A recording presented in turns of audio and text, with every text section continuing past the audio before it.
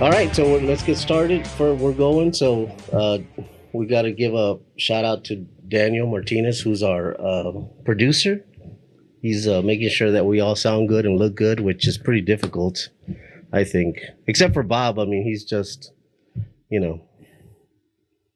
I'm just here. Okay, he was speechless. I was to participate. I was about to just freak because it was the first time I've ever thrown it to Bob, and he didn't really say. He was speechless. And I was like, somebody check him for a stroke, because I think he's going. You know, if I stay quiet, there'll be more added credibility to our programs. All right, well, we're started with the first, so let's just start with introduction so everybody knows who we are and what we do. So I'll start. My name is Ismael Martinez. I'm the social media and public relations specialist for Southwest Texas College, and got Dean Wiemers. We say Dr. Dean Wiemers, one of the instructors here, and have been here since 2018. And very blessed to be here. I went to grad school at Kingsville and got here as quick as I could. I didn't get here as fast as I wanted to, but I'm glad I'm here. Been blessed to be here. Yep. Daniel Tidwell, another instructor, came in at the exact same time as Dean. And I actually came through the program here in 2009 to 11 and got my associates, went to Sol Ross, got my bachelor's and master's there, and was very fortunate enough to continue a relationship with Bob and came back here and started teaching. So.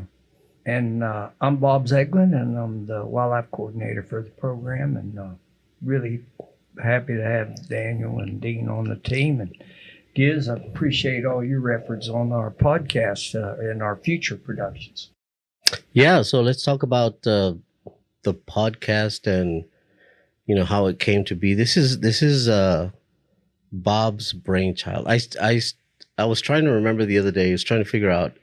It was almost 2 years ago. It's been a while.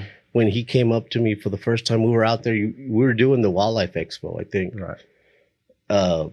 And Bob came up and said, "Hey, these new guys that I have, they're wanting to do something innovative and do a podcast.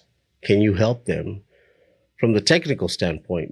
Just because I consider myself well versed in audio and video technology."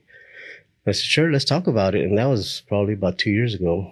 And here we are. Yeah, it's been great. Thanks for your help. April 2025, we finally got it. We finally got on the air. So there's a name for this podcast, which we haven't revealed it. I guess it's going to be in the introduction, but the name of the podcast is Wildlife at the Crossroads.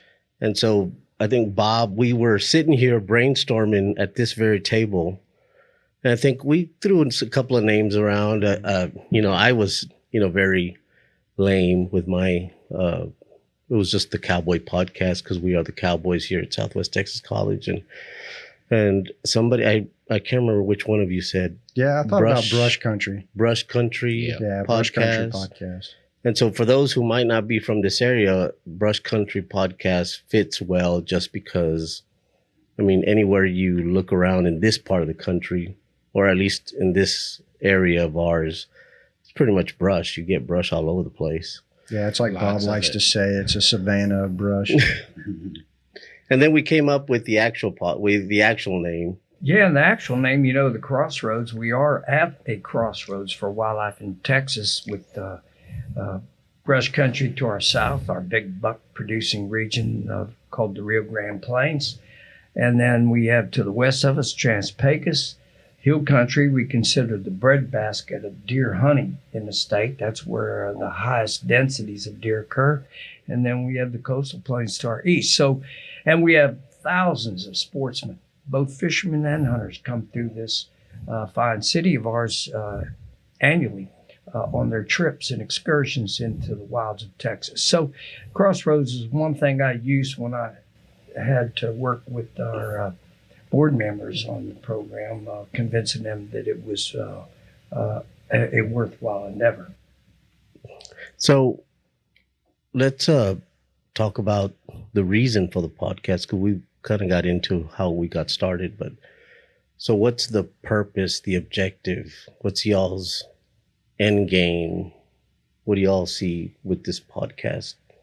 Well, I think we want to approach approach landowners, educate landowners, but also recruit students, or at least let other individuals that don't know who we are or what we are, to educate them into what they could see here as far as wildlife management is concerned.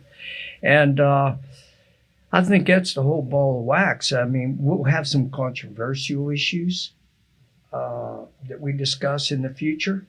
We'll have some fun stuff, but basically it'll allow people outside our doors to look inside and see how our students perform, what they get to do in the field, and a variety of other things. I think in the future, we've already discussed that we want to add more of what's more video of what's happening out in the field. Some of the things that we already have, and you can see it in the intro, which I just went and grabbed from the Facebook stuff that y'all have. And so there's the deer captures, and there's the prescribed burn, and I guess the brush identification. I don't know if I'm saying that right. So y'all guys Plan feel free. ID. Plan ID. There you go. I knew. I'll just keep making sure make sure you knew what you were talking about. So yeah. So the podcast, in your minds, you guys, I mean, y'all are the instructors. Not that Bob's not but y'all are in the classroom right now. And so what's y'all's plan for the podcast? Well, we, when Daniel and I and Bob were out in the community, we have booths, and so sometimes we have we're talking to local people that come up to us and say, hey, we had no idea there's a wildlife program. And so we wanted to use the podcast as a resource to get more information about the program, obviously recruit students, and then but also reach out to landowners and then provide some education. And that's also what our program's all about, is the access that we have. And that's through Bob and his many years of being in the wildlife industry. So we have the resource to, we probably over 200,000 acres across the Uvalde area. So that's pretty remarkable. That we've got that opportunity to visit different ranches with our students. Yeah, and then I'll look for this to be a potential learning tool for students. I think one day we can bring students in here and interview them and maybe have them use some of this equipment to get some additional experience as well.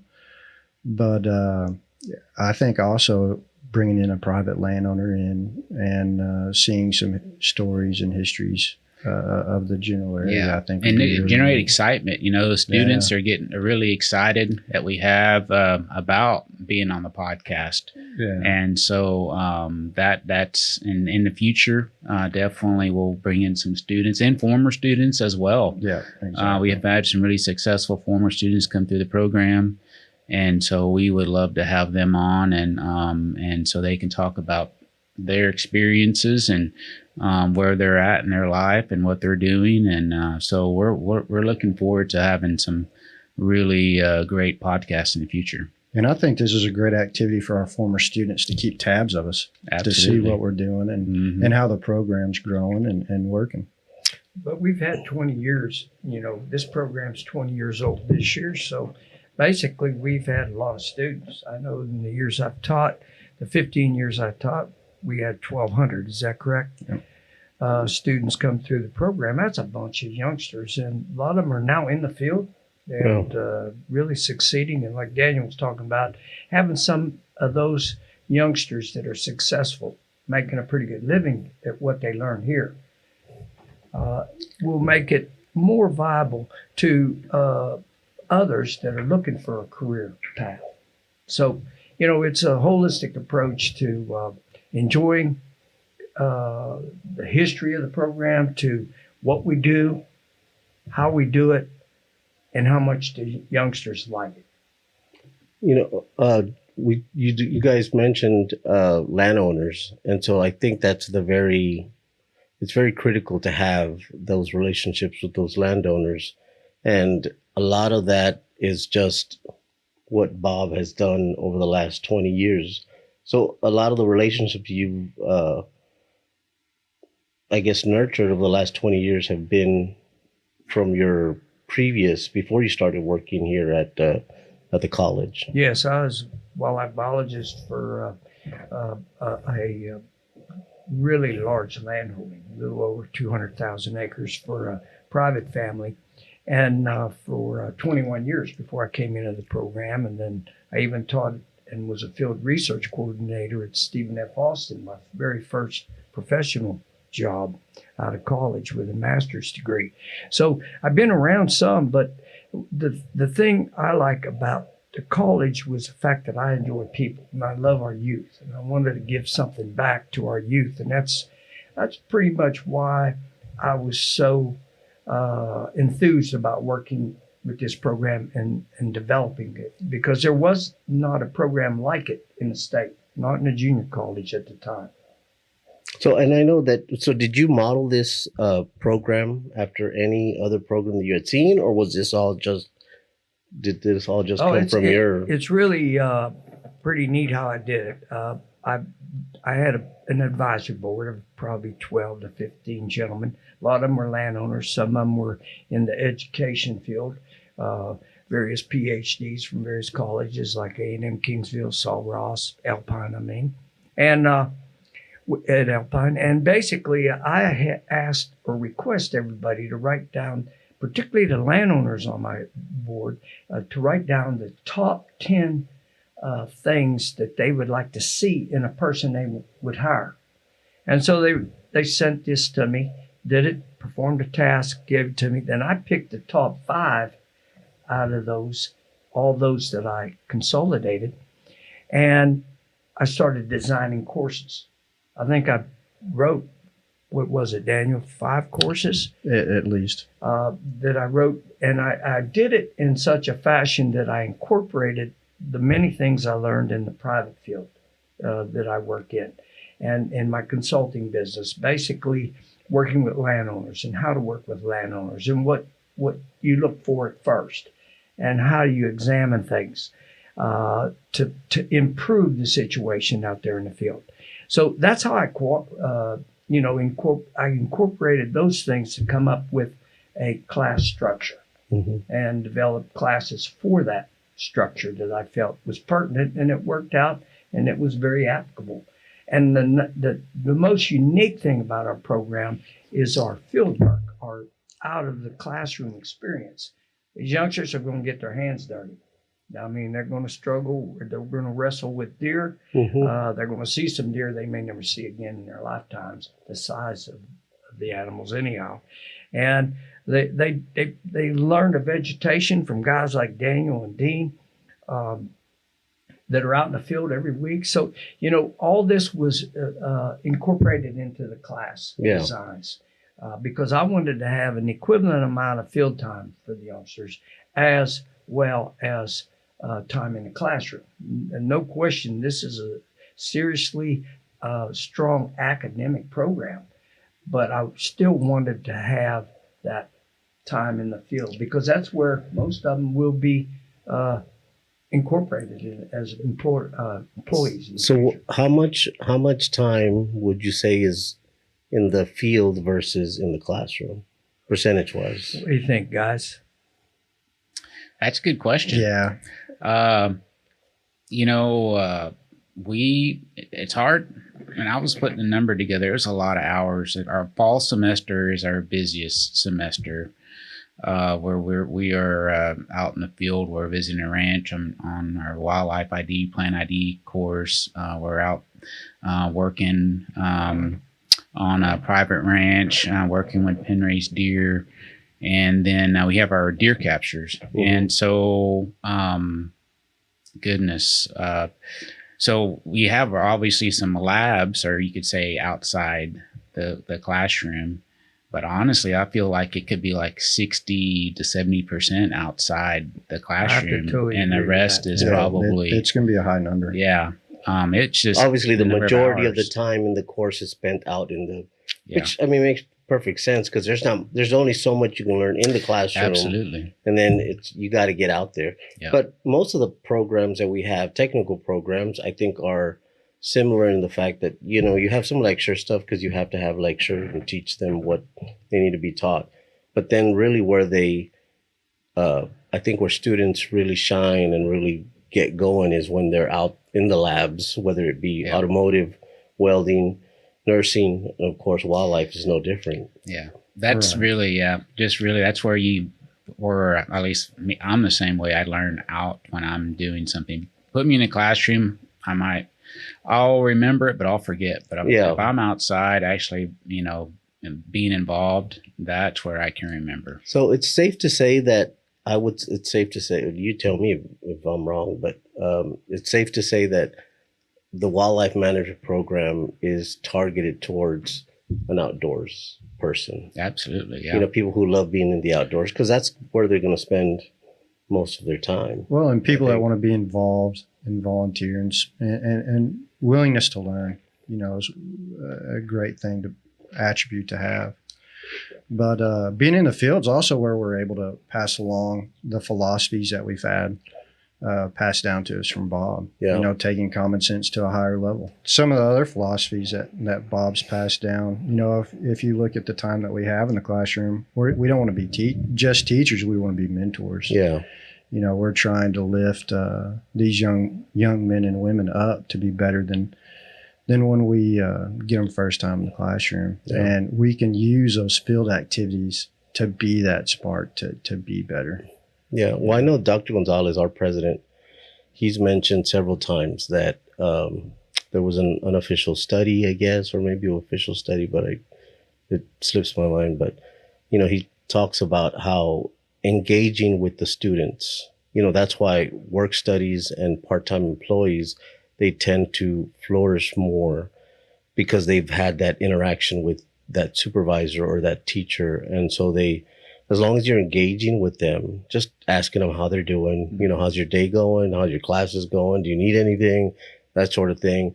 They tend to succeed at a higher rate. And so I think that's part of it. Instead of just being a relationship where it's professor student. I mean, I'm not saying, hey man, let's go down to the bar and grab some beer, but being the interaction. Yeah. Just seeing how they're doing, and our philosophy is our doors are always open. They can call us or text. Our students can call us or text. Even our former students, they're constantly calling us. I know Bob has students that, from 20 years ago, from the very beginning that are still reaching out to Bob. And that's what's great is we're mentors and working with our students now, but we continue to, work with our former students once they leave the program, looking for, if they're looking for potential opportunities, employment opportunities. And so we're able to place students that have been with us in the program and with manager positions down the road. And that's really, it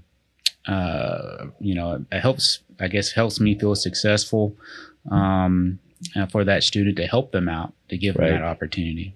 So what are speaking of job placements or, opportunities after the program, so what are, I guess, the top 3, top 5 professions or jobs that students can get taking this program? Not advancing to 4-year school, but if somebody just wants to do this program and get out into the workforce.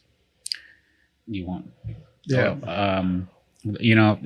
Really the primary, we have a lot of students that go into, into the workforce, into the private sector is what we call it. And so they're looking at a ranch manager position or an entry-level position where they're working on a ranch and then slowly develop and where they get an understanding of, because, there's only so much we can teach students, and whether it's in the classroom or out in the field. And so once they start that job, there's a lot of learning going on at that time.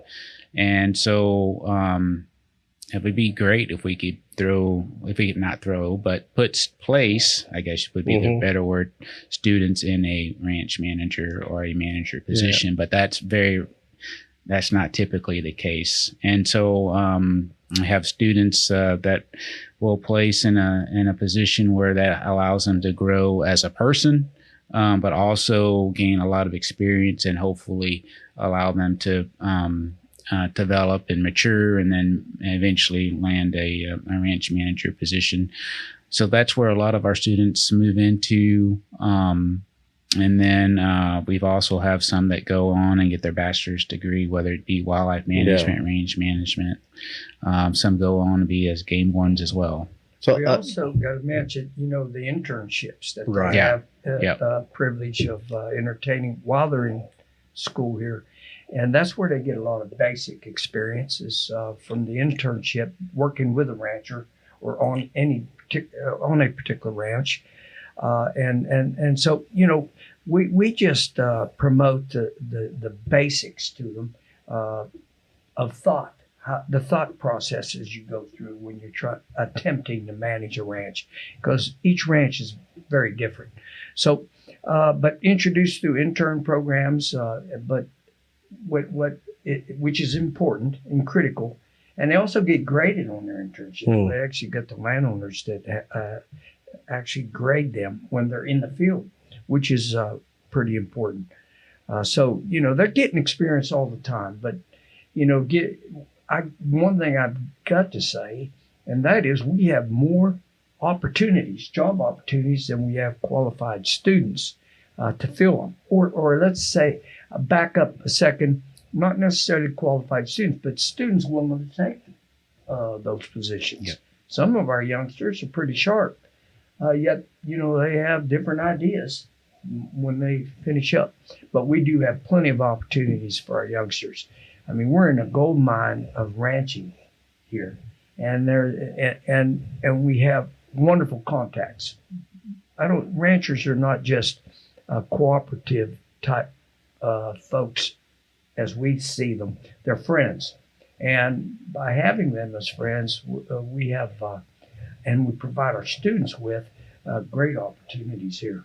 So what are can you name some of the job or the internships that are available? In other words, what type of work would they be doing if they were to take on a... Yeah, go ahead and tell them a little bit about the internship. Yeah, the majority is going to be what we kind of call just typical ranch work. And so that can be anything from filling feeders to cleaning blinds, prepping for deer hunters, learning how to guide, learning how to scout. Spotlight counts. Explain spotlight. And so one of the things that we have to do is determine how many deer we have on our property so we know how many that we can remove through harvest, through hunting. And so there's multiple types of surveys, and spotlight surveys is one of them. So it's not actually using spotlights. Yes, you're actually using a spotlight. Oh, okay. Because I was going to say, well, isn't that illegal to be doing spotlight hunting? Only if you have a gun.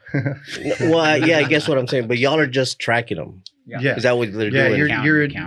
You're identifying bucks, does, and fawns if possible. And you're notifying them that you do the survey. So it's all on the straights. So I want to go back, and I want to touch on the education part as far as moving on from SWTX to either a 4-year or so.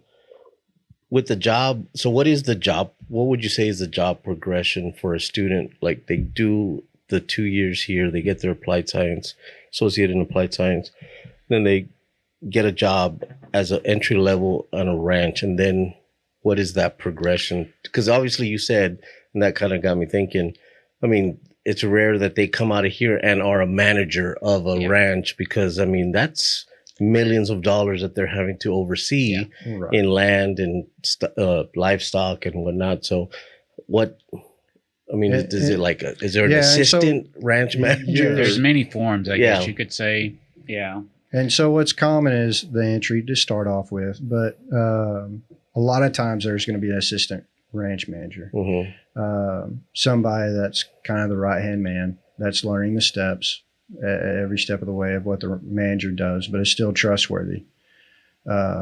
And then once you have that trust and everything built up, then you can move up to start managing your own ranch. You know what I tell the landowners a lot of times, and they always have, is these youngsters. Come a little closer. These youngsters that we have out there, that we afford you as potential candidates, are malleable. And what I mean by that is they fit.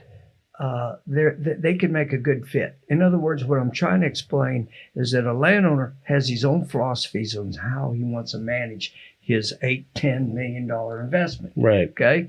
And basically what he could do is he has a land manager that starts out young, doesn't have all these various concrete ideas of what to do, yet has the right idea of what to do, but can listen and is willing to work hard and learn from the landowner. Because I'm telling you, landowners know how to manage their resources. Yeah. I mean, man, just think about it. But they're very good. And once they become compatible, man, he's got a manager that he not only trusts, but likes. And that's vitally important to anybody that invests into a big operation, a big land holding, because they can't be there all the time because somebody's got to pay the real bill, right? Yeah. And so they want somebody they could trust, that knows will work and is honest as all get out. And, that comes in time with time.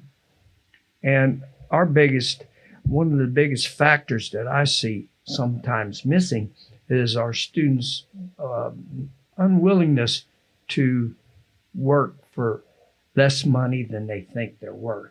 Right. To get that experience. And the success rate of individuals I see that are so eager, they'll work for nothing to get the experience they need. Those will accelerate to higher level positions. And that's a vitally important thing. And that's what Dean and Daniel get across to them in a genuine way.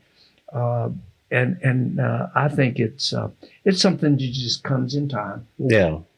Because like I always say, you could teach students, but to mentor them and take them or elevate them to another level, through a progression of steps, is vital for them to be professional managers of big money resources. You were talking about, I guess, paying their dues more than anything else, right? They got to pay their dues. Yeah. They're not going to get the 6-figure salary that Bob gets, Yeah. 7-figure, I'm sorry. Yeah, there you go. We're getting a little closer to correct. So, yeah, and I've learned this with workers that we've worked with, that we supervise here at the college, and even seeing some of the younger, staff and employees that come in through the college or even somewhere else, is where, like, I'm not going to take that job because it's not going to pay me what I think I deserve, which there's nothing wrong with, believing in yourself and saying, like, I'm worth this amount of money. But I hate to sound like the old guy, but back in my day, when I was growing up and coming through the ranks of it was common knowledge that you put in the work first, earn that salary, and then you get it. And now it's almost like, give me the salary and then I'll earn it and show you that I can get that. It's like, and it doesn't work that way. Because these guys that are... Well, especially when you're dealing with the people that are signing the checks, that's not their philosophy, right? Exactly. And they work pretty hard to get to where they're at. And they're a lot brighter than most of us are. I promise you that. Yeah. But it's still one thing that we push because we want them to have that experience to complement the degree. Yeah. Because if they can have that, it sets themselves up all really well compared to even some bachelor degrees, even master's degrees. I tell you, I just, one good example I have of working hard and trying to accelerate in this career, is this youngster sitting right here, Daniel. Yeah. I'd like for him to let you know a little bit about how'd you get in the wildlife profession? Yeah. So even, kind of going back to our mentor mentality, going back to the very beginning of me, I was a typical high school student that did not want to go to college. No interest in going to college. But very fortunate that my uncle had a ranch in Rock Springs that Bob was a biologist for. And just And it's a philosophy that I can hold to my own now too, is that I understand that a life can change just based off of one sentence that somebody tells you. Right. And so that's kind of my hope whenever we talk to some of these students is that, hey, whenever the light bulb goes off, it'll go off. It's just, it may take repetition. Yeah. Yeah, repetition. And so I met Bob out there, and we have an annual meeting, and it was during the annual meeting. And I thought I was a big bad deer hunter. I thought I knew exactly that I was on an upward trend on my hunting capabilities. And he still does. I learned really quickly that I didn't. Bob pulled me off to the side, and we started looking at some plants. And he started naming these plants off to me. I was like, I don't know what these are. He said, well, if you're such a good deer hunter, you got to know what deer eat. And that sentence stumped me right in my tracks, like, just stop me. And that's something that I try to instill in students now. It's like, hey, this is the foundation of wildlife management. You got to know your plants. But just that one sentence, it initiated drive to me to prove Bob that I knew what my plants were. And that was pretty early in into this program. I was within the first couple of years, and he told me about the college program. And he was able to recruit me at that time, and I never turned around since. But I had no interest in going to college, and so if you look at me coming full circle, my parents are still surprised the fact that I'm an instructor. Yeah, I talked to your mom and dad; they're literally shocked that you made it this far. And but yeah, it was all one sentence, and for this kind of throwing a softball to Dean, it was on plants. And but he also volunteered a lot when he went on to graduate school. I mean, he worked a lot of extra hours.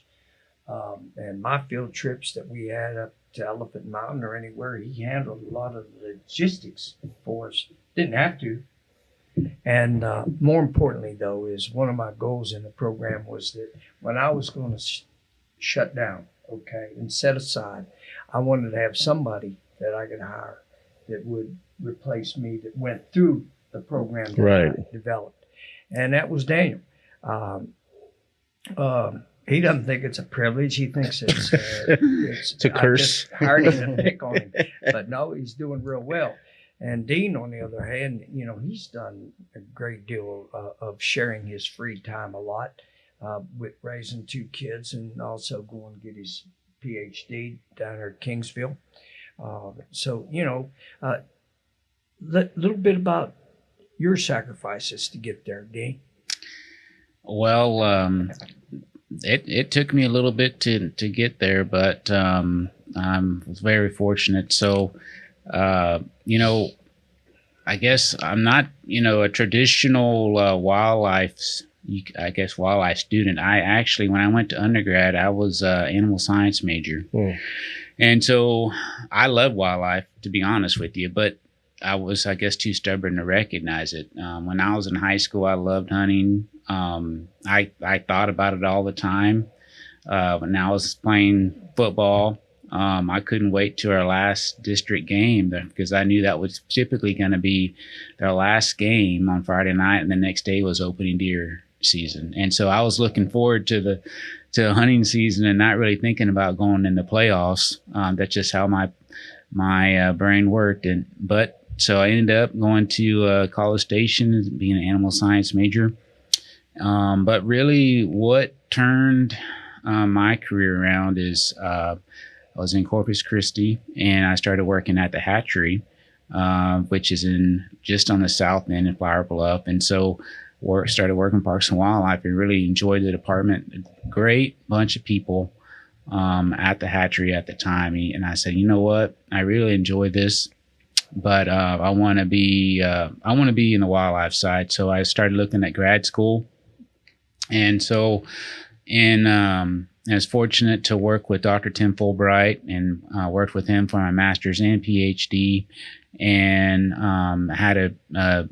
learned a lot, worked my tail off, but was finally able to wrap it up. And ended up teaching a little bit at A&M San Antonio, and then now I'm here working with Bob and Daniel and having a great time. And so it's, looking back at my path, it didn't start off wildlife related, but I think that happens with a lot of people. Yeah.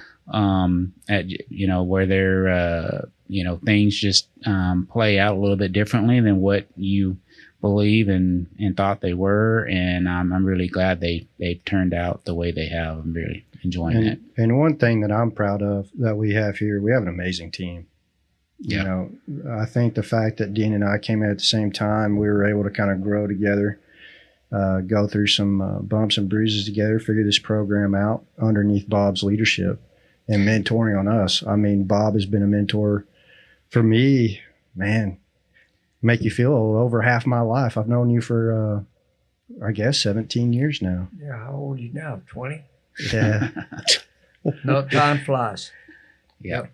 Yeah, time flies. And what's really great too, another thing that we do with our students is Daniel started a Bible study, and so that Daniel and I work together, sometimes trade off, and so we have a Bible study with our students in the evenings throughout the year, and so that's really cool to where we can work with our students.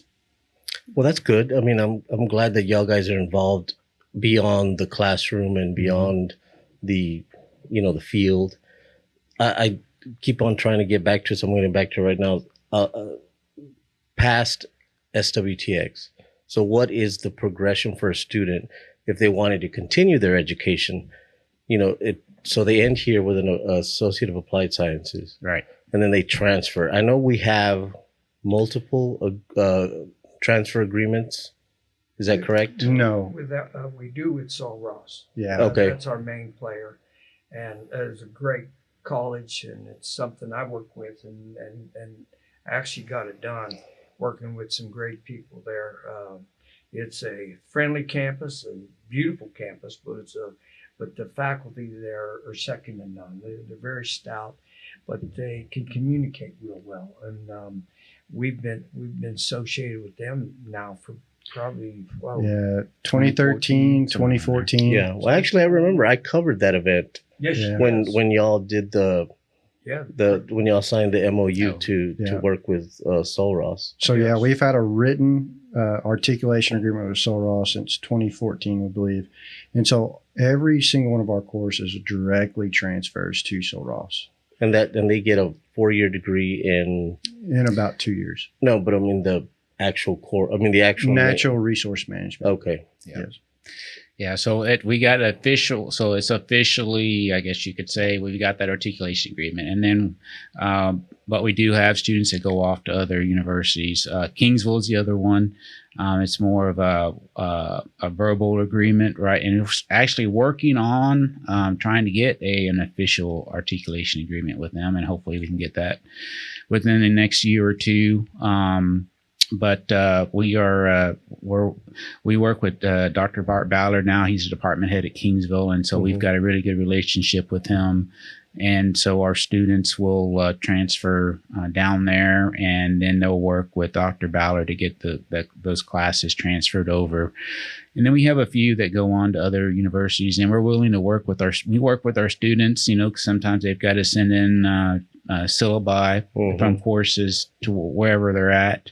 And so Daniel and I work with those students that do go on to Texas Tech, Tarleton. We got some in Angelo State as well. And those are probably the most of the universities that we work with. Yeah, and it's a proven fact, as you increase the degrees you have, the more money you're going to, more Right. income you're going to make in your lifetime. And so, getting them into a 4-year program, and we have an adequate number every year go into primarily into Alpine to attend Sul Ross. And those youngsters will come out with a BS degree, Bachelor of Science degree.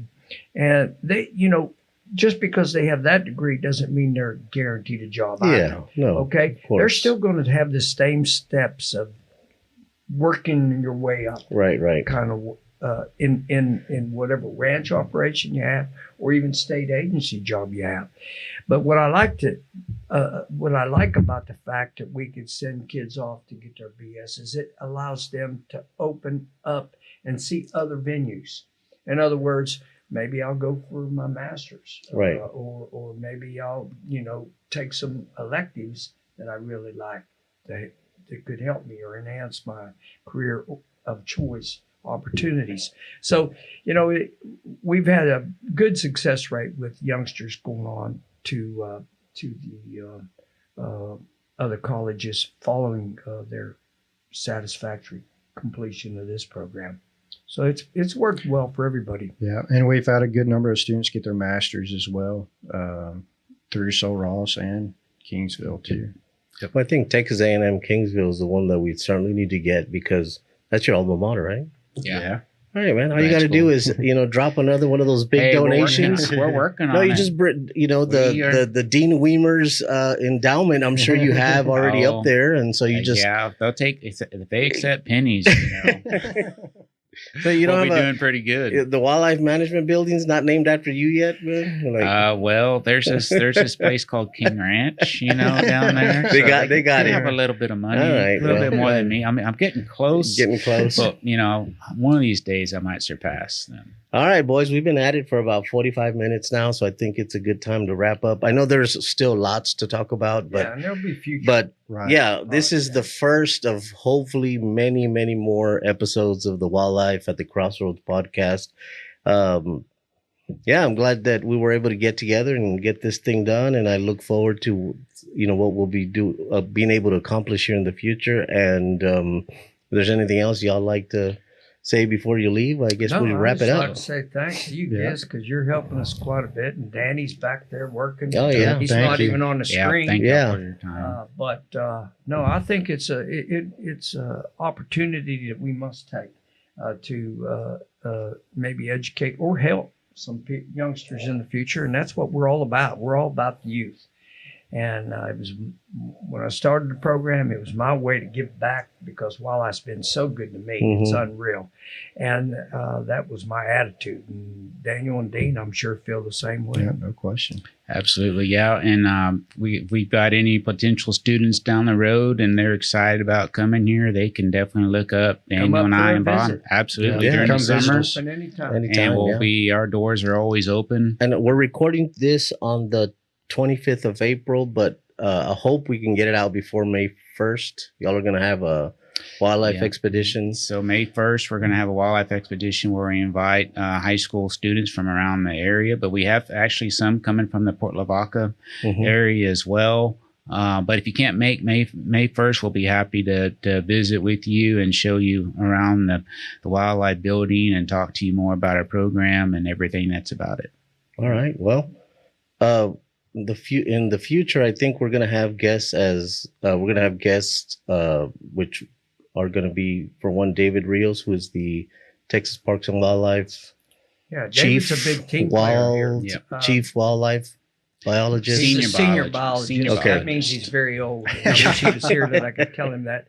But no, David's been here officing in our building. Oh man, I've had him here for a bunch of years. Probably 15 years at least. Since I was a student. And he actually assists in many classes, several classes, and good friend of all of ours and a good friend of wildlife and a highly successful individual that's willing to help students just as well as Daniel and Dean are. Yeah. So other upcoming guests, hopefully we're going to get some landowners. Yeah, we could have, it's going to vary. We could have landowners. We could have students come in to talk about some of their experiences. Because matter of fact, our principal recruitment tool is word of mouth, and it's coming from students. And so it tells us that the program, once they're in it, they enjoy it because they won't talk about something if they don't enjoy it. Right. So anyhow, but yeah, that's where we're at. And man, we sure appreciate everybody's time, and we hope that we get some good comments or what have you,